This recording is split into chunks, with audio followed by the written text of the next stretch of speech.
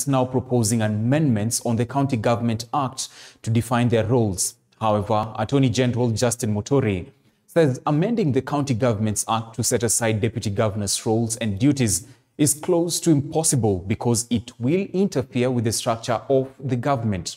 According to Muturi, this can only happen through a referendum, urging deputy governors to understand their mandate, as Elizabeth Mutuku now reports.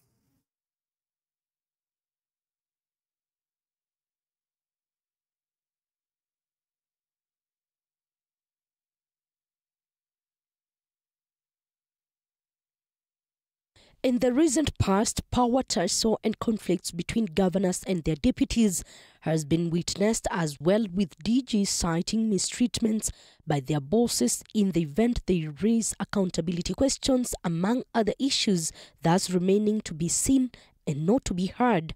But this begs the question, what exactly are the roles of deputy governors? Both the governor and Jack Odinga. Do you have it in written? Constitutional pundits as well as legal minds in the country, led by Attorney General Justin Muturi, say the law is very clear. What lacks is an understanding of the roles by deputy governors as stipulated in the 2010 Constitution and the County Governments Act. According to Muturi, the deputy governors are principal assistants of the governors as per Section 32 of the County Governments Act that states the deputy governor should deputize the governor in executing the governor's function. A constitutional brake is like a brake in your car. The brake cannot demand to come in when you are accelerating, you see.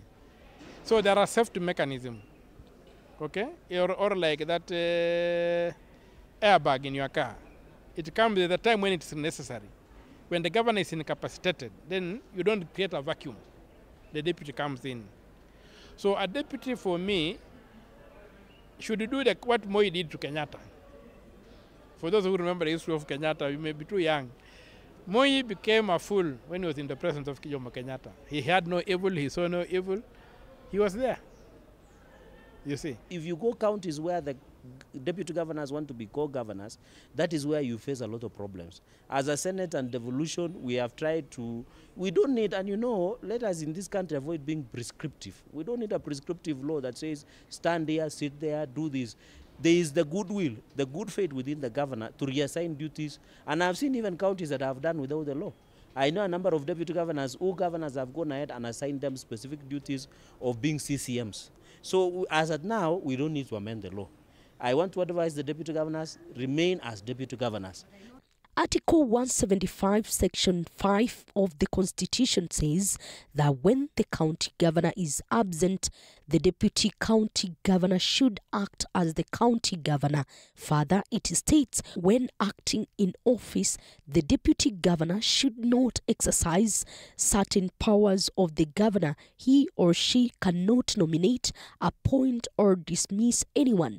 The governor should also not delegate to deputy governor any functions that are relating to hiring and firing, to nominate, appoint, or dismiss. The governor is only one. If it is Nairobi, the governor is one.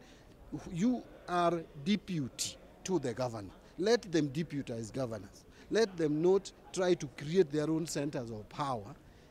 You can only have one center of power, and that is what Ruto also tried to do, the president we have today. That's what he tried to do in the past dispensation, of trying to create another center of power. There can only be one center of power, and that is the center of power of the president and that of the governor. Let the deputy governors remain deputies. They need to understand the bottom line. But some of them behave like they are alternatives to the governor, which is not the case. And a deputy governor who feels the governor is not doing the right thing and is part of that ticket, you resign. It is emerging the power tussle between governors and their deputies is majorly fueled by deceit and failure to honor pre-election pacts, which eventually lead to fallouts. Ile mikataba nilisema pale mwanzoni, kuangalia katiba inasema nini, ukiangalia hayo ni mambo mawili tofauti. Na hata gavana akiamua kuruka hakuna kitu utamfanya kwa sababu hakuna kitu amefanya. Hajafunja katiba, anafuatilia katiba. Na akikosa hata kuzungumzia wakati anatengeneza serikali yake, hajafunja katiba yoyote. Ni ile moral duty. Kukiwa na sheria mingi namna gani ya kumuongoza naibu gavana kutoa utendakazi, bila mahusiano mema na gavana, yote inakuwa bure. Na sheria haiwezi kaweza kuweka kisheria mahusiano.